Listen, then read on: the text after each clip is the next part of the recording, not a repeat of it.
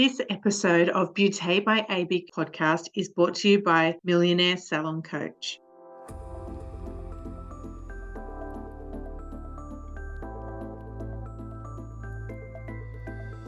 Hello and welcome to the Beauté by ABIC podcast, your online support community for the aesthetic and beauty industry.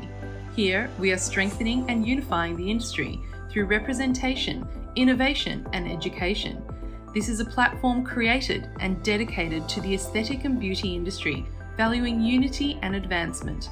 We serve to represent, support, and inspire you by connecting you with industry experts, expanding your knowledge through educational pieces, and bringing you the latest industry news.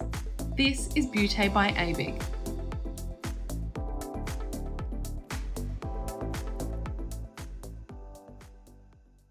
I'm your host, Nicole Montgomery, and today's guest is Andy Heyne from Millionaire Salon Coach.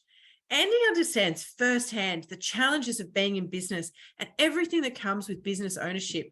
CEO of Millionaire Salon Coach and mineral makeup brand Face by R, Andy also successfully runs the Skin Coaches Salon alongside his wife. With a growing family and multiple businesses, he has been through it all, from the pandemic to staffing and financial challenges. His commitment to help other salon owners break free of the daily grind and find the financial freedom to live the life they desire is his sole purpose and passion. Millionaire Salon Coach programs are designed to help salon and business owners build financially free beauty salons by aligning their mission, vision, and core values. He's dedicated to helping salon owners create the life they deserve. Here to talk to us about identifying opportunities for business growth from Millionaire Salon Coach today, we welcome Andy Heyne. Hello, Andy, and welcome to the podcast today. Hey, Nick, thank you for having me. I appreciate the time. Andy, today's podcast is way out of my depth because I'm very good at spending money and not very good at any form of financial strategy. So I'd love to dive straight in. Can you tell us what are some of the common financial struggles that you see amongst business owners, salon clinic owners, and how can they overcome those challenges? Yeah, cool. So great question. Everyone loves spending money, right? We work hard. Yeah, we want to enjoy life. The whole reason we work is so we can enjoy life, make ourselves feel good. But over the years, as I've been coaching a lot of clients, some of the struggles we faced ourselves, when it comes to some of the most common financial struggles, really it's just based around understanding how you can generate revenue or income. So we've got to remember that there wouldn't be financial struggle if you had an abundant amount of income or revenue. Obviously, unless you spent too much money, but then at that point, you'd look at your expenses, right? So it's just understanding how can we increase revenue and what can we do to increase profitability? So obviously, profitability and revenue are two different things. Revenue is the money coming in, profitability, the amount of money that the business or you yourself retains. So in short, the easiest, the simplest way to understand that concept, Nicole, is just figuring out those two areas within your business. And then once you have those two areas, also paying attention to what your expenses are, because expenses are a massive one, like we touched on just before at the start of this. We need to have a look at what are our expenses. So what can we cut? Can we cut anything? If not, that's okay. Then we just have to overrun our expenses with income. You make it sound really simple, but I feel like it's much more complicated than how simply you've made it sound. Can you walk us through the process of how you identify these key metrics and how they can significantly impact your clinic or salon's profitability? Yeah, awesome. Okay, cool. So it does sound simple, but it's not easy. So there is a relative difference between the two. A lot of the things in business and life are quite simple. Getting up every day, going to work every day, inspiring your team every day, servicing your clients. It's simple tasks, but that doesn't mean that they're easy. And in terms of our revenue and our income within our salons, clinics, or spas, the key metrics that we obviously need to look at are going to be relative across the board within our industry, although some of them can be subjective to suit your business. But the areas to really look at, to pay attention to, are obviously the number of clients we have on our books, right? Because the more clients that we can service equals the less gaps in our booking system. The less gaps we have in our booking system,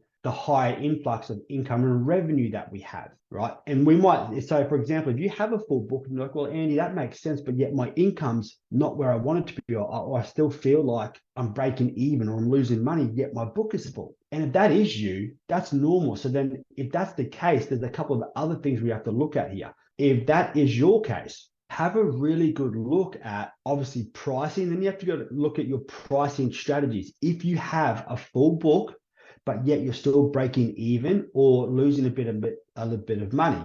So your pricing strategy will be the biggest key area here, and your expenses. So they're the two areas you need to look at and the metrics you need to measure if your book is full, yet you're breaking even or losing money. But if your book is gappy, then it's really important. I did a post on this the other day on my Instagram, especially in times of economic contractions like we are now, which with basic interest rates, inflation, everything's going up still. Or at least petrol's leveled out, so that's a bonus for everybody. And lettuce isn't $20 anymore, so we can start eating a bit healthier if it's cheaper, so that's good. But in terms of everything else, it's going up.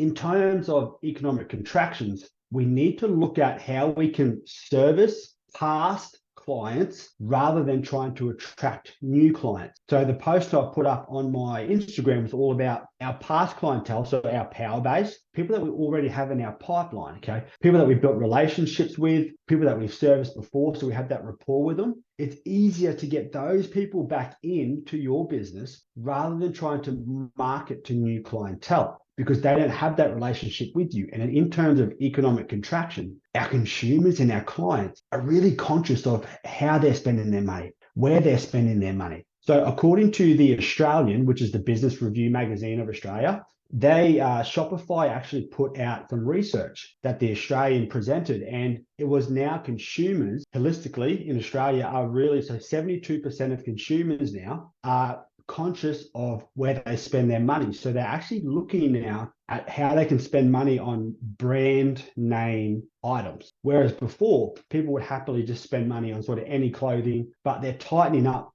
their thought pattern and their process and going, okay, if I've got $120 to spend, where is the best place I can spend that $120? And if you're new to them, if you're trying to attract new clientele, you got to remember that they don't know you. And if your marketing isn't fantastic, they're not going to see the value that you can provide for them. But your past clientele know this. So a key metric to really fill your book up and increase your profit and revenue in your business is print out a list from your booking software of clients that haven't seen you in the past 90 days. Get that list and just start to make the phone calls. When I say phone calls, everyone's like, oh man, I don't really want to pick up the phone, Andy. My team don't like picking up the phone, and that's okay. It is nerve-wracking. It can be uncomfortable, but what I can guarantee that if you put effort and energy towards that process of ringing past clientele that haven't seen you in 90 days, you will start to increase the clientele rebooking back into your business. And how does that look in terms of revenue for your business? So say you got a certain amount of clients in your book and you convert 20 clients, right? Say you convert 20 clients back from the phone call that you just made. And on average, every phone call takes about 3 minutes, okay? So you've just really you soaked up 60 minutes of phone calls. Obviously not in one day. You can spread that out, through the weeks as you go along. Say 20 minutes, that's a whole hour done of phone calls.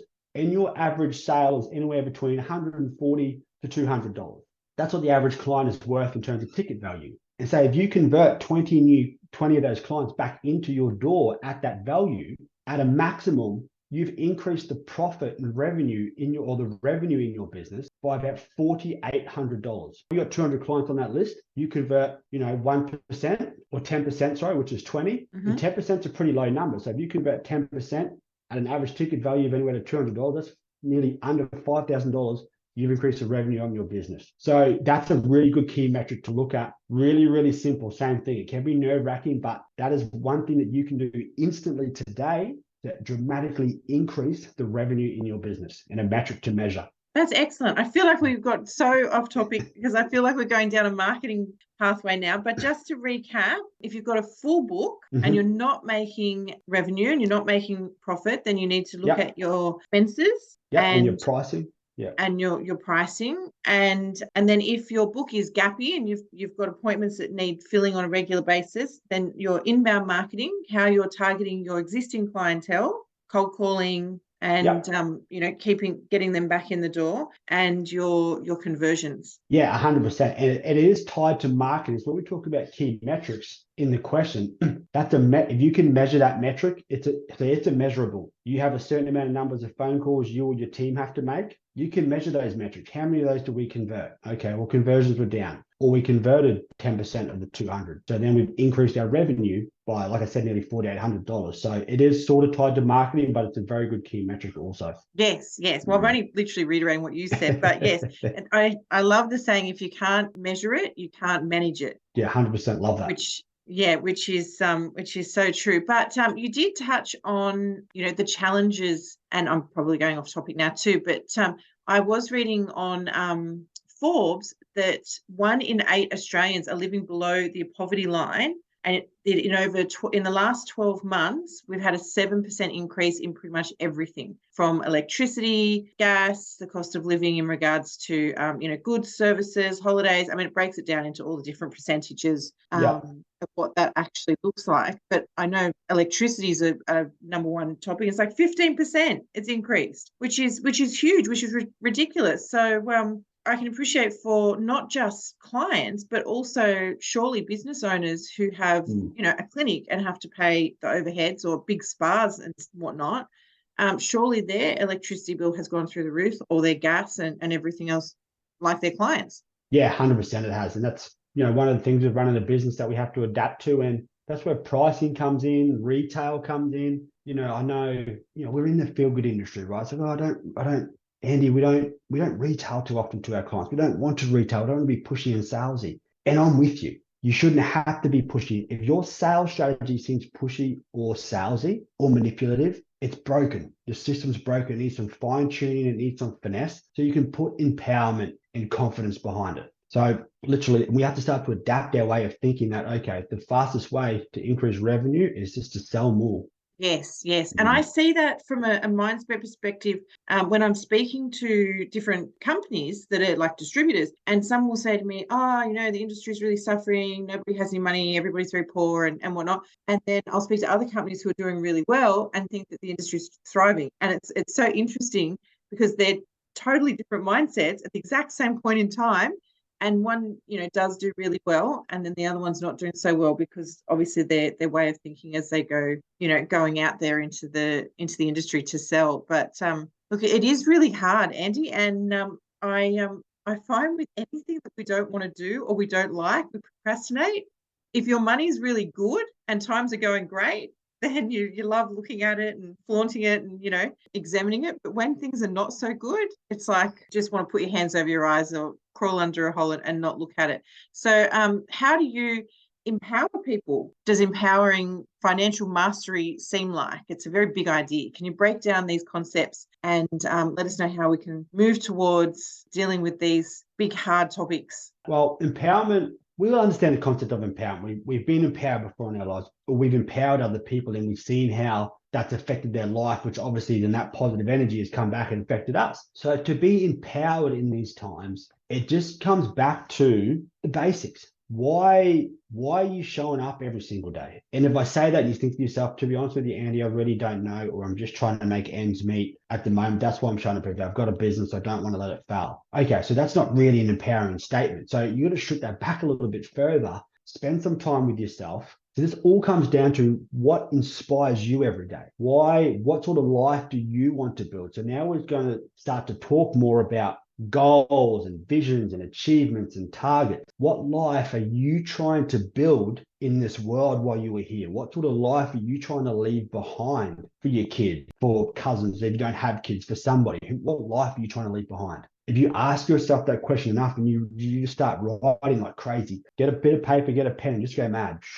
Jot down like a crazy person. Write as much as you can. Obviously, all positive, right? We don't want to start writing negative things on there. So to empower ourselves, we first need to inspire ourselves. But to inspire ourselves, you need to understand what exactly it is that inspires you. So you just got to strip it back, go to the basics, and then start to map that out. Figure out what that is for you, and then put it into a plan. Put it into 6 months. Okay, which one of those things that inspires me, how many of those can I do in 6? Or what's the one big thing that I can achieve in 6 months' time, 12 months' time, 3 years' time, 5, 10, and then just have like a little mini mind map, I would say. Mind map, I'd call it, of those things that inspire you, and just relate back to that. What values do you believe in is your next step? What do you hold dearest to you? Is it communication? Is it authenticity? Is it hard work? Is it results? Is it family? Is it love? Like, what are those values that you cherish and hold dearest to your heart?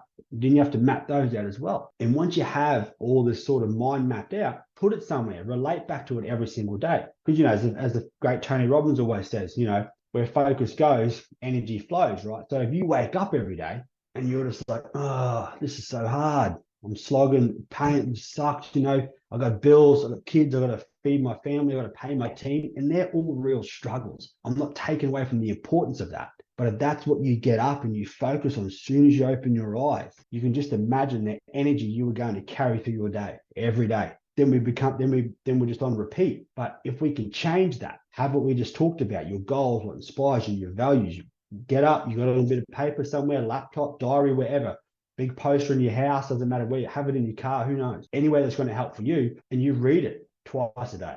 Bang. Eventually, that's all you're focusing on. You're going to start to notice positive and empowering changes in your life. So to empower yourself, really, really, like I said, another simple thing, so it's not easy when we're feeling constricted and we're feeling frustrated and fearful. It's not easy to step into an empowered state. I actually had a private group mastermind call today with our mastermind program that we're running. So we have a private group every Monday, and we actually ran through a topic today sort of based around this similar thing about what you can do to really, you know, get yourself in that state. And the biggest way you can do that also is if you're not feeling good about yourself, find somebody else that you can help. Maybe go and buy a $10 meal from one of your local grocers, you know, or a sandwich. If there's a homeless person that you know lives in that same spot every single day and you're feeling like you're in a hole, go get a $10 sandwich, $5 sandwich, and give it to the homeless person. Automatically, you're going to feel better about yourself in an instant. And then that might give you the momentum to go, okay, you know what? I am capable. I am deserving to have an empowered life. And then you start to move more into your empowered state. So that's empowerment. So now financial mastery. We've all heard about mastery, and literally, in short, to get mastery, you just have to study something, understand something, and know it. So financial mastery in your business is just understand what it is you need to know in your business and master those things. What numbers do you need to know? So it would be your break-even point and your profitable point, which is something you will need to master. Okay, so understand what your break-even point is and understand what your profitability point is. I do actually have a link that I can send over later that will take you to a website where we have 2 calculators where you can actually download for free, and it'll run you through this whole process. There's training videos on how to use each calculator completely free. It'll give you your break even, and it'll also give you your profitability at 20% profit. So to give you that sort of target of what your business needs to make per hour, and obviously what you need to make to have that profitability behind you. And there's also in a cash flow expense calculator as well. So with mastery, there are 2 things you need to master. Understand your profit and loss statement, understand your balance sheet. So obviously what your business is actually worth, what it has against it to add value, and then your cash flow statement. And these are the statements that you can master with your accountant. You don't have to be an accountant. Don't study all this stuff to learn it, because trust me, it's boring. So you only need to know the basics of what you have to focus on to make your business thrive. And if you just focus on those 5 things, so those 3 statements, and then obviously the 2 trainings in the free link that you'll receive also, it'll give you a massive clarity on exactly where you need to take your business moving forward. It'll give you clarity on your expenses, clarity on the income you need to start to generate, and obviously where your money is going and how it's coming in. If you just study those things enough, 10 minutes every single day, wake up, obviously don't do it straight away. Wake up, get prepped, do whatever it is you need to do in the morning, meditate, read a book, take the kids to school, whatever your process is, making time for yourself obviously should be in there. If it's not, you need to look at that. So make time for yourself, go into work,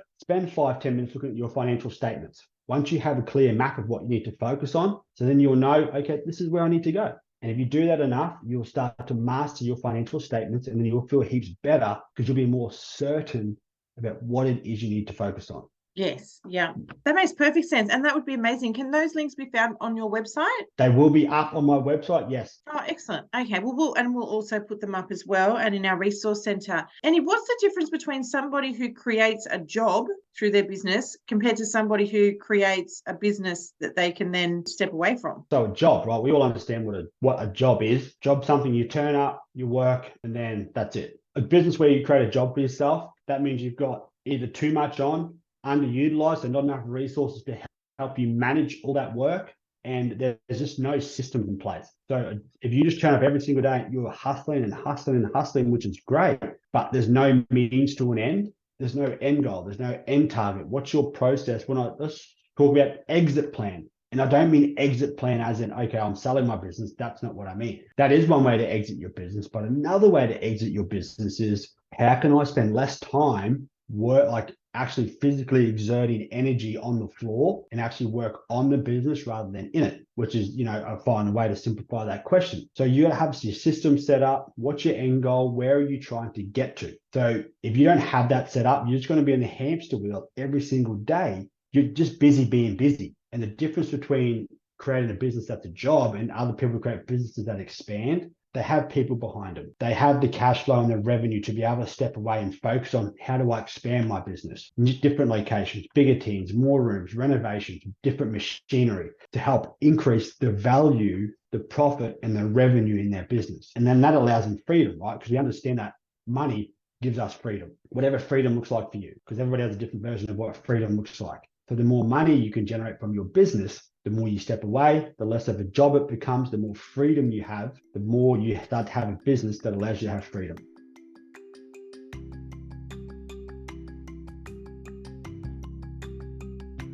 As a clinic owner or salon manager, do you want to increase sales, profits, and revenue without working longer hours or being pushy? The Millionaire Salon Coach helps you boost your business by 30% in 90 days. Millionaire Salon Coach focuses on more than figures. They foster confidence, client growth, and empowered teams. Don't let struggles define you. Reach out to Andy Heyne and start your journey towards financial freedom.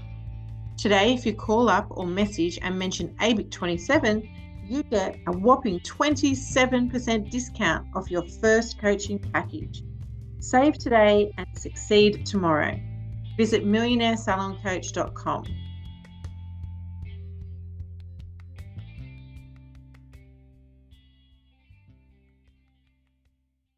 Yes, I see a lot of people who, some that are quite well known and respected in the industry that are just absolutely exhausted and burnt out because they're seeing clients, Monday to Saturday. They're busy in their clinic. They're taking on everything, the marketing, the running of the business, the accounts at the end of every day. Oh my gosh, everything that comes with, running a business, but they're also the star of the show. So it can be very, very exhausting. Can you talk about the toll that financial uncertainty can take on a salon or clinic owner, both personally and professionally, and what transformations you have seen in business owners once they've been able to take control of their own financial situation and probably take a holiday?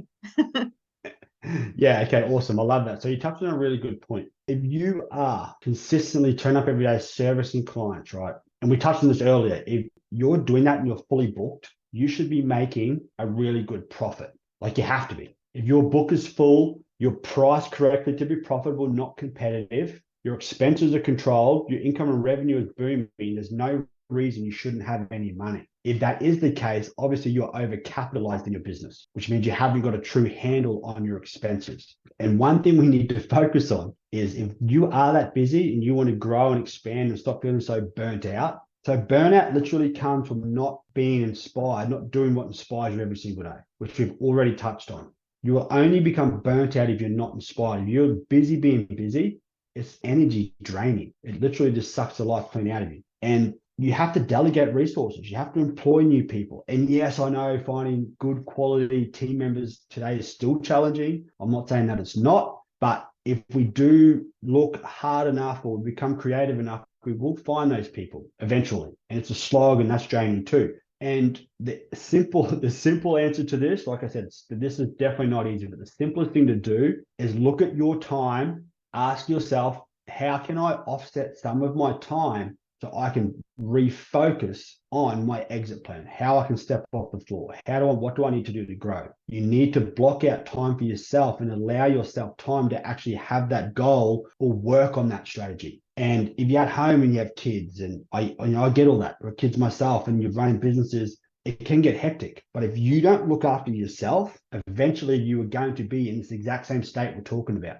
You need to handle yourself first. Super counterintuitive, right? Especially for ladies, as mums, it's super counterintuitive. Well, my kids have to come first. Well, how much of yourself is left to go home to give to your kids if everybody else is coming first? If you can't give to yourself, you can't give to everybody 100% because you have nothing left to give. And then eventually you're just turning up every single day because you have to, which is a beautiful thing. But you need to understand what it is for you. So take care of yourself first, really, in short. What it is for you, take care of yourself, meditate, read a book, take a trip. I don't know. You'll work it out. Whatever inspires you, do that and start to delegate your resources so you can become creative. If you are a creative, you need to put yourself in that space. If you're not a creative and you need to be more creative, find somebody around you that you trust that can help, that can be that creative person for you. Because then they can do that work for you and you can go do what you love. So you can sort of see where I'm going here with all this. It's just literally what inspires you, make time for yourself. Yes, absolutely. Andy, I was thinking as you were speaking, and I was thinking, wouldn't investing in yourself and having somebody to help you to do this and to keep you on track and accountable be of benefit? And is that in essence what you do? Yeah, definitely. So accountability, massive, right? If we don't have accountability in our lives, we procrastinate. We go, yeah, I know I need to do it, but it's right. Hang on. I just saw someone talking about this funny thing on TikTok or Instagram. I just want to have a look at this real quick. Next minute, we're stuck on TikTok for an hour and a half. I'm like, damn it, right? I didn't get that done. So we need to have accountability partners, and that person to go, okay, which is where obviously coaches and mentors come into play, which is obviously what the main core purpose is of what we do. We help, empower business owners by inspiring confidence in them to be able to handle what it is they need to handle. So the more accountability you can have around you and in your corner to go, okay, this is what we need to do, A, B, C, this is when it's going to be done by, bang, bang, bang, awesome, let's get it done. And then you check in every week with that person, every couple of days if you need to. How are you going? Where are you at? What do you need to do? Where are the resources? How have you gone with this? And it takes a little bit of time. A lot of the clients that we currently coach and have coached in the past, a lot of them, they'll always come up with some sort of excuse. Oh, I got busy, or I had to go and do this. And I'm like, okay, cool, I got you. I get it. Life's busy. I understand what you're doing. But how do you feel? I don't feel real good. Why is that? Because we haven't done what I said I needed to do. Well, okay, well then what do we need to do to make sure you get it done? And that's all accountability partners are, just to help keep you on the straight and narrow. So we don't have that monkey brain or that little voice inside our head going, oh, it's important, but I don't really need to do it right now. Let me just do something else. So yes, that's pretty much the essence of what we do. Yeah, it's so powerful. And I think as you get older or have more life experience, you learn more and more. We all know we should drink 2 liters of water a day. It's a no-brainer. Everybody knows it. It's good for you in so many different ways. But most of us don't drink 2 liters of water a day. Do you know what I mean? So even though we know that we should, and we know the reasons why and how good it is for us, we still don't do it. And that's how I see coaching as something so valuable, because you might know how to do the finances or know how to do the marketing or, the treatment or whatnot, but we're always learning every day and we're forgetting and we're not actually putting things into practice. That's where it's hard, bridging that gap between your knowledge and creating, I guess, what I would call a routine. It's not easy, but in continuing on, investing in a salon's future is a crucial aspect that you emphasize on. And could you explain what this investment looks like? Are you talking about, capital equipment and consumables, or talking about coaching? What does investing in a salon's future really mean, and how can that contribute towards financial freedom for the business owner? Well, this is a really subjective question. So if you understand your business, going back to financial mastery, if you understand your business to a T, you will know exactly what it is you need to invest in at this point in time to grow your business. So financial freedom was the key phrase at the end there, Nicole. Financial freedom. What does that tagline mean to you?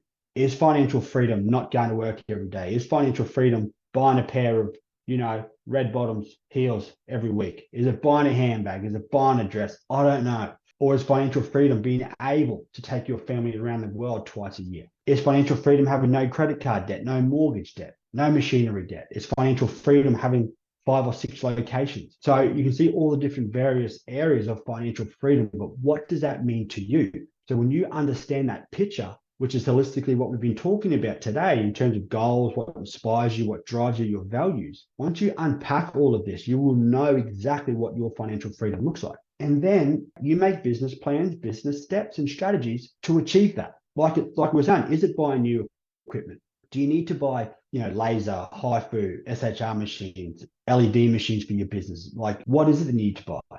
Or do you have a bunch of clientele that want injectables and you're not a nurse? Do you have to maybe outsource a room to get a nurse in, or employ a nurse as a casual or part-time on your books? So once you have this idea in your head, you can start to build that in your business. And that's the easiest way to do that. Map out your picture, understand what it is you want to achieve, and just start putting action steps and putting the resources and energy towards those things to achieve that level of financial freedom that means something to you. Yes, no, it makes perfect sense. One of the scariest things I think for business owners is living in Australia, particularly. We have an aging population. We have a superannuation scheme, I guess, to help support people as they get older. There's less and less chance that, our generations and the generations past us will actually own our houses when we get to an age of retirement. So there's no nest egg there in that investing of property to rely on to financially support you into your old age. How do business owners secure their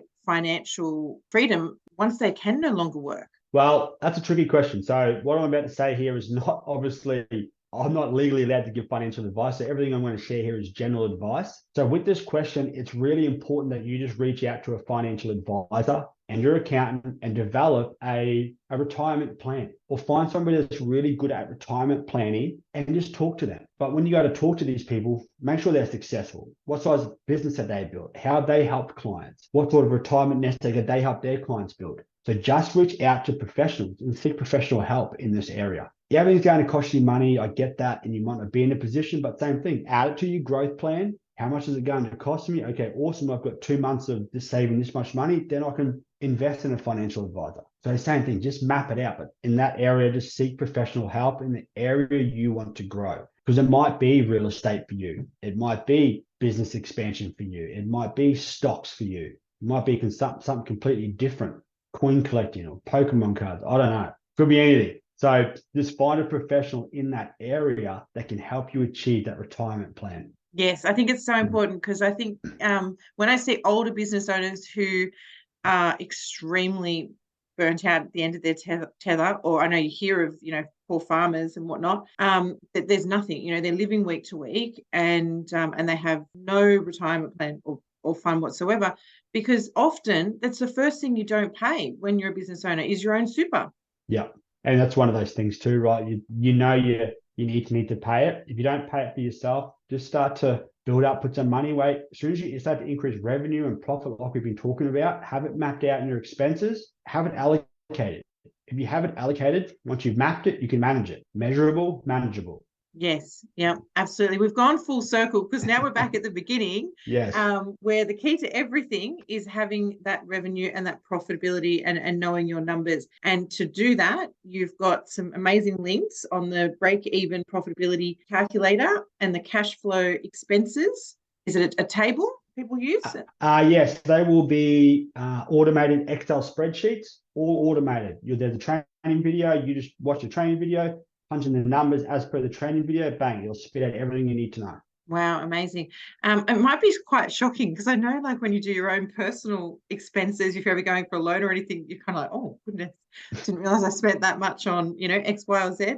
And of course, investing in yourself, finding, a coach that suits you, reaching out to yourself and getting some support, inspiration, empowerment, accountability, and direction more than anything, because this is all very overwhelming. There's a lot here, Andy. Yeah, there is. And, I do like to move sort of at 100 miles an hour, but we do simplify the process. We do help streamline it to suit your life, because it's important that we unpack everything that's important as fast as possible. We need to unpack it all, like go deep and unpack it as fast as possible. But then once we've unpacked it all, then we systemize and structure it to go, okay, what's most important first? X is most important. Okay, cool. Well, we're going to focus on that. Keep the main thing the main thing. Once X has been sorted out, we'll go to Y. That's number 2 on the list. Z, A, B, C. So then we'll just work down the list of everything you want that's important to your life and your business. And we'll just make every single one of those areas successful until it becomes successful. And that's the secret to coaching and the formula to success. Yeah, that's amazing. So it's like you're giving people a roadmap to get to their destination that ultimately don't know how to get to, because everything's just, it's all too crazy, like being dumped in the middle of a major city with no map and no idea of how to get to where you want to get to. And I would assume that most people, I don't know if it's through homework or through actually meeting with you, would be such a self-discovery process, because you're realizing, and covering over what your values are and, what's important to you, and really have to stop and think about where it is that you want to go. And your value in regards to your, I know you said before, your expenses and your pricing.